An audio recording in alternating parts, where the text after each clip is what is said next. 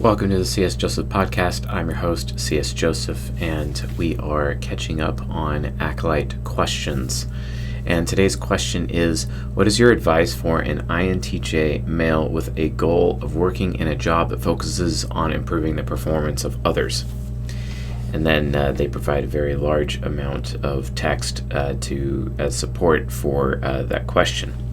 But if I'm going to be answering that question straight, my first question that I would have to ask in response to this particular person who is asking this question is, what are you doing on improving your own performance? Because when it comes to helping other people improve their own performance, you yourself has to be a top performer in almost every area of your life. Just as Tony Robbins says, he talks about the three main niches, which is health, wealth, and relationships. And are you optimized in all three of those niches? Because even if you were to start your own business or to try to work in human resources to that effect, I don't think it would go very far with you as a result, because someone's going to take a look at you and be like, okay, they're helping me improve performance, but he's obviously doesn't look the part. You see what I'm saying? So it's really, really important you understand that distinction. And one of the mistakes that INTJs make on a regular basis is basically they have a tendency to compare themselves to others. And like all SI demon types, INTJs need to learn how to compare themselves to themselves. That way, you're a better performer than the previous day. And if you only focus on improving yourself in the direction you yourself are going, it's at that point you will actually be successful. And then people will be coming to you asking you how to improve their performance, right? Which is ultimately your goal here. Now, I see that you've written some options here. So, quote, options I've looked at: learning and development, human resources role that would require some professional qualifications. Who cares about qualifications?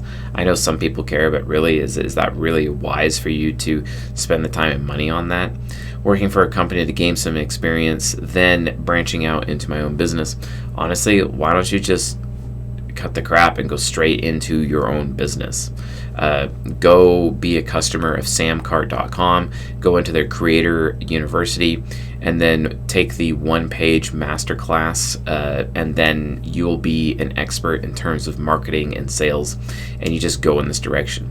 All you actually have to do from a content perspective is just focus on improving your own personal performance. And then also come up with a system of which you measure your own personal performance, so that when you're helping other people improve their performance, you're able to provide them with a rubric or a scale with which they can measure performance, etc. That is if you want to become a performance expert. But again, health, wealth, and relationships, you will need to be a top performer in all three of those before anyone is going to give your expert thinking parent any regard or any respect or even trust you in this particular area. So I'm not entirely sure it's the best way. Now, if you are going in the direction of sports coaching, are you yourself an athlete? That would be my first question. And do you have awards? Do you have the accolades of being an athlete, a top performer, basically? Do you have the social proof of being a top performer? Many INTJs, oftentimes, when they set out on, dreams or directions in their life, they don't have social proof, and they oftentimes don't even consider the need for social proof due to extrovert feeling trickster. So as a result of that, I highly recommend you get the accolades of social proof, so that people actually, again, trust you or would consider you or label you as a top performer. Otherwise, no one's going to hire you or even want to consider doing business with you. Not only that, you're going to be having to go out of your way to prove in some various metrics with maybe some testimonials from customers, etc., where you're basically going to be like, okay, hey, I improved the profitability of this company. I caused this runner to get 3 seconds lower on their time in the 100-meter dash or something like that. You see what I'm saying? you also have to be talking about your own performance and stories from your own performance as well, which is really hard for an SI demon to do because you don't often rely on anecdotes or your own personal experience, but it really, really helps. And perhaps if you went in the direction and utilized the strategy of getting everybody else to stop comparing themselves to each other and instead actually focus on improving their own performance, comparing themselves to themselves, and basically be in the race against themselves, and that right there is ultimately the key to highest performance possible. So if you want to become a performance coach, this is all of the things that you're going to have to do ahead of time, on top of which I recommend reading the Entrepreneurship 15 at csjoseph.life/reading, especially the book called Launch, second edition. Not the first edition, make sure it's the second edition, because you're not going to be properly equipped to go in this direction, and you're probably not going to know where to start, or you're going to burn out, and it's just going to be like a big thing that blows up in your face. The thing is, it's also, you're going to have to become a very capable salesman, because it's going to be very difficult for you to sell people on, helping them reach their desired performance. Like what does that exactly mean? Performance in what area? What is your niche, right? These are all the things that you would have to consider when starting a business. And as far as joining human resources, you're not going to get anywhere doing performance in human resources, not at all. HR never actually helps people improve their work performance, not once. It's a myth. It's really a myth.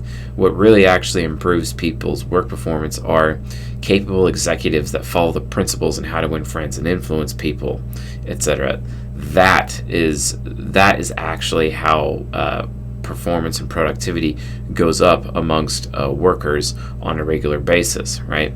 So I would just suggest you consider all of these things and these potential consequences before charting out this particular course.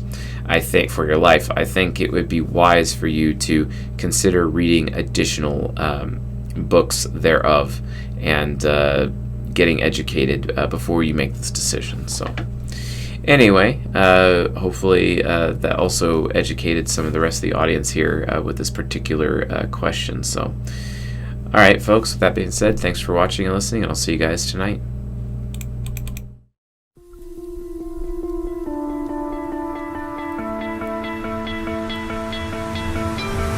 You stole my heart of gold after my silver soul.